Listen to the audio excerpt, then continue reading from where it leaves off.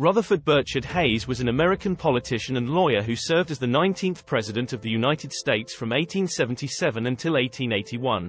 Prior to his presidency, Hayes had previously held positions in the United States House of Representatives and the governorship of Ohio.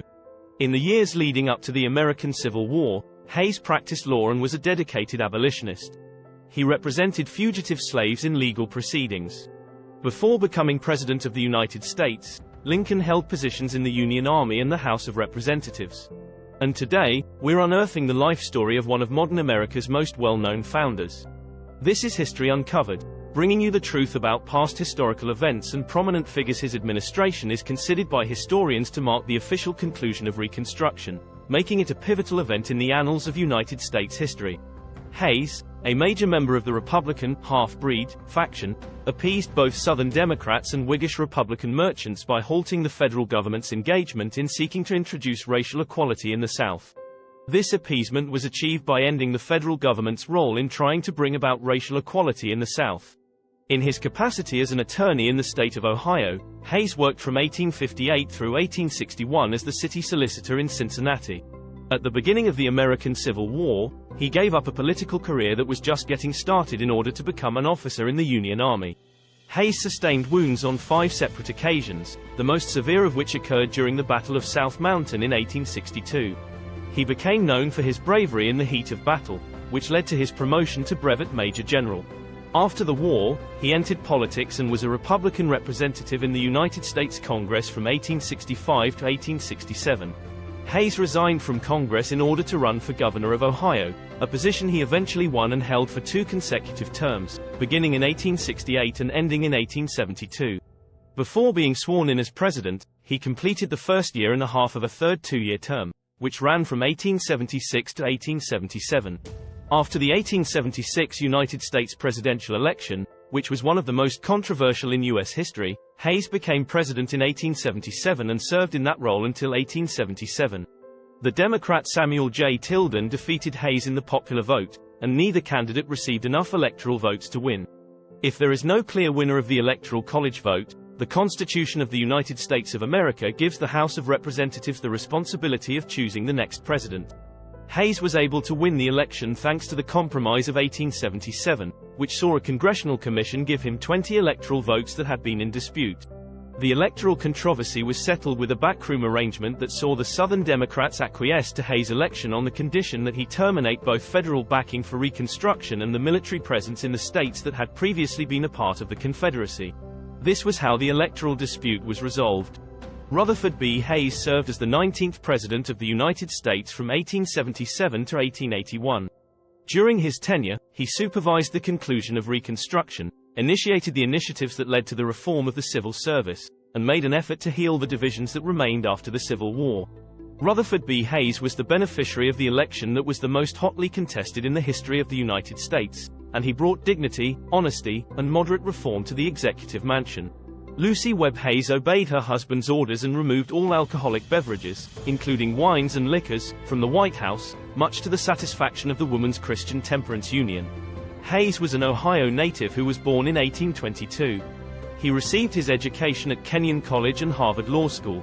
After practicing law for 5 years in Lower Sandusky, he decided to relocate to Cincinnati, which allowed him to thrive as a young Whig lawyer in the city. During the American Civil War, he distinguished himself by earning the rank of brevet major general despite suffering an injury in combat. Republicans in Cincinnati put him forward for election to the House of Representatives while he was still serving in the Army. He was willing to accept the nomination, but he decided against running for office because, as he saw it, an officer fit for duty who at this crisis would abandon his post to electioneer ought to be scalped. When Hayes entered Congress in December 1865 after winning a resounding victory, he was concerned about what he called the rebel influences running the White House. Between the years 1867 and 1876, he held the position of governor of Ohio for 3 consecutive terms. Hayes was able to run for the Republican nomination in 1876 thanks to his moderate liberalism, unwavering party devotion, and commendable war record. He was a Samuel J. Tilden opponent in the New York state government. Hayes anticipated that the Democrats would prevail despite the fact that a galaxy of prominent Republican speakers and even Mark Twain campaigned on his behalf. Hayes went to bed, assuming he had lost the election, when the first returns appeared to support his suspicions. In New York, however, Republican National Chairman Zachariah Chandler, who was aware of a loophole, wired the state's leaders and told them to maintain their stance. Hayes has 185 votes and is elected. It appears that Tilden received 4,300,000 votes, whereas Hayes received 4,036,000 votes from the general population. The election of Hayes was contingent on disputed electoral votes being cast in the states of Louisiana, South Carolina, and Florida. Hayes would be victorious if all of the contentious electoral votes were cast in his favor, but Tilden would be elected president if even a single one was in his favor. After that came months of unpredictability. The dispute was referred to an electoral commission that was constituted by Congress in January 1877. All of the contests were decided in favor of Hayes by the commission, which was comprised of 8 Republicans and 7 Democrats. The vote was 8-7 in Hayes' favor. In the end, 185 electoral votes were cast out of 184. Republicans from the North had made assurances to their Democratic counterparts in the South that they would provide at least one cabinet post, federal patronage, subsidies for internal improvements, and a withdrawal of troops from Louisiana and South Carolina. Hayes maintained that any selections he made should be based only on merit rather than on political considerations. Although he selected men of high character for his cabinet, his choices infuriated many Republicans due to the fact that one member was a former member of the Confederacy and another had defected from the party as a liberal Republican in 1872. Hayes made a commitment to defend the rights of African Americans living in the South, but he also pushed for the restoration of wise, honest, and peaceful local self-government. This meant that the troops had to be withdrawn. Hayes had high hopes that these reconciliatory policies would pave the way for the formation of a new Republican Party in the South, which would attract support from white businesspeople and conservatives.